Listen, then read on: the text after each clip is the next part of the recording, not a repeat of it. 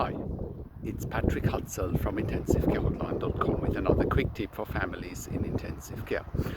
So at the moment, with a lot of families still locked out of ICU for visiting because of COVID and the pandemic, a lot of families are telling us that they can't get hold of the doctors. The doctors are calling them when they are busy, and it's very difficult to get updates from doctors in general, or even from nurses, because they all seem to be busy. They don't seem to accommodate the times when you are available. So here's a couple of tips how to manage that going forward. The first tip is, well, make a complaint. Make a complaint often to the hospital CEO, because it often doesn't get filtered through on a department level, but it often does get filtered through if you complain to someone like the director of nursing or the chief nurse executive, or to the hospital CEO or hospital director, general manager, whatever that title is.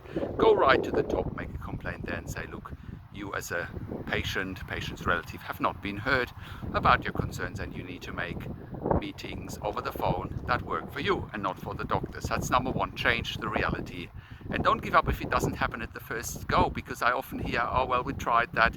Well, you've given up after one time, and you can't just give up after one time. You gotta have some grit, you gotta have some persistence. Number two, get access to medical records. Right, get access to medical records. You have a right to do so, assuming you are the medical power of attorney or the decision maker.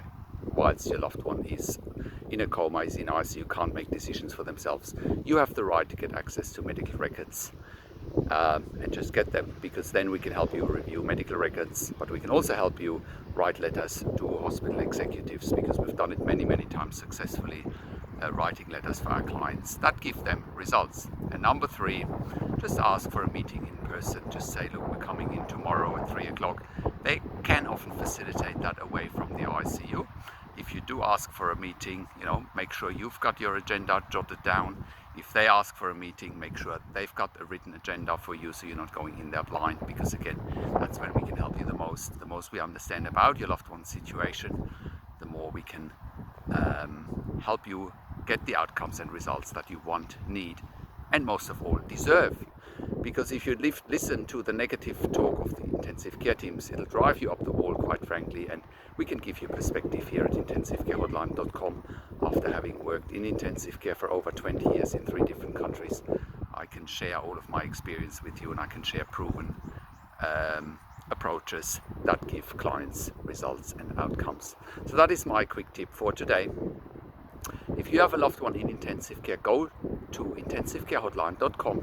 Go and call us on one of the numbers on the top of our website, or send us an email to support@intensivcarehotline.com.